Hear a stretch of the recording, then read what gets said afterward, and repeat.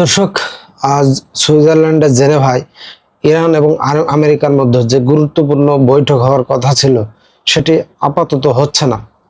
মার্কিন vice president JD Vance তিনি জানিয়েছেন যে তিনি এখনই জেনেভায় যাচ্ছেন না। এর ফলে স্বাভাবিকভাবেই ইরানও এই বৈঠকে অংশ নিচ্ছে না।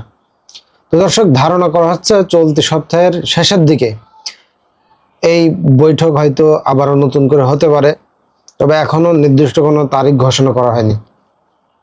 এখন প্রশ্ন হচ্ছে, কেন হঠাৎ এই অনিশ্চয়তা? কেন আজকের এই যে পূর্ব নির্ধারিত মিটিং এটা হচ্ছে না?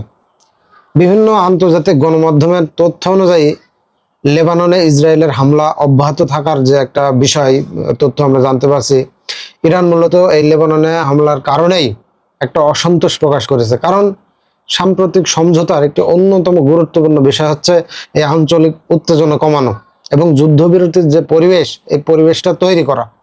কিন্তু বাস্তবে আমরা কি দেখতে পাচ্ছি? লেবাননে হামলা এখনো বন্ধ হয়নি, বরং সর্বশেষ যে হামলা করা হয়েছে, ইসরায়েল সর্বশেষ যে হামলা করেছে, এই হামলাটা ব্যাপক পরিসরে হামলা ছিল এবং অনেক হতাহতের খবর পাওয়া গেছে। তাহলে পরবর্তী আলোচনা কিভাবে এগোবে? এদিকে হোয়াইট হাউস থেকে জানানো হয়েছে ইরানের সঙ্গে যে আলোচনা হতে যাচ্ছে সেটি অত্যন্ত জটিল, তাই আরো কিছু প্রস্তুতির প্রয়োজন আছে।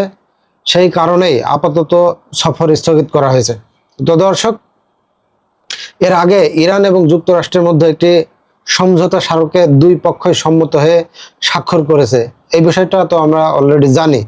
মূলত জেনেভার বৈঠকে সেই সমঝোতার পরবর্তী ধাপ নিয়ে আলোচনা হওয়ার কথা ছিল। এই আলোচনায় যেসব বিষয় গুরুত্ব পাওয়ার কথা ছিল তার মধ্যে আছে গুরুত্বপূর্ণ কিছু যে কারণগুলো, সেই বিষয়গুলো এখন আপনাদেরকে বলবো। ইরানের পরমাণু কর্মসূচির যে ভবিষ্যৎ, সেটা নিয়ে আলোচনা হওয়ার কথা ছিল।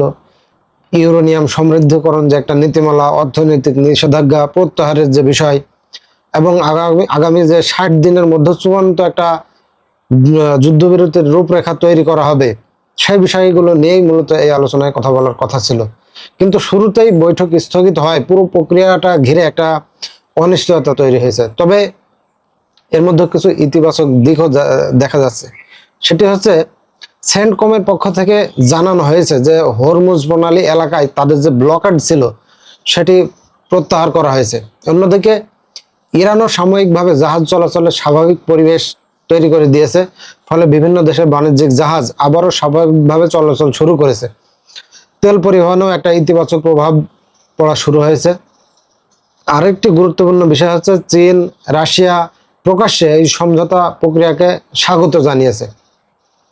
তো দর্শক, দুই দেশই বলছে নতুন কোনো সংঘাত নয়, আমরা নতুন কোনো সংঘাত চাই না, কূটনৈতিক সমাধানের পথেই আমাদের এগিয়ে যাওয়া উচিত।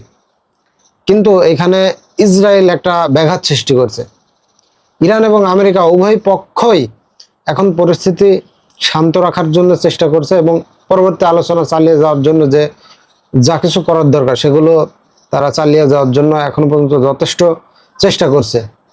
পাকিস্তান এই আলোচনা চালিয়ে যেতে এখনো পর্যন্ত সহযোগিতা করছে। পাকিস্তান অলরেডি দুই পক্ষের যে একটা চুক্তি হয়েছে, এই চুক্তিতে একটা মধ্যস্থতাকারীর ভূমিকা পালন করেছে পাকিস্তান। বর্তমানে আগামীতে যে চুক্তি, আগামী 60 দিন পর যে চুক্তিটি হওয়ার কথা আছে, সেই চুক্তি হওয়ার পিছনে পাকিস্তান এবং অন্যান্য বিশ্বের নেতা যারা আছে তারা এখন চেষ্টা চালিয়ে যাচ্ছে। কিন্তু এখানে একমাত্র বাধা হয়ে দাঁড়িয়েছে ইসরায়েল। ইসরায়েল তারা আমেরিকার বিভিন্ন হুমকি ধামকি সত্ত্বেও তারা তাদের যে আক্রমণ লেবাননে, তারা তাদের আক্রমণ চালিয়ে যাচ্ছে।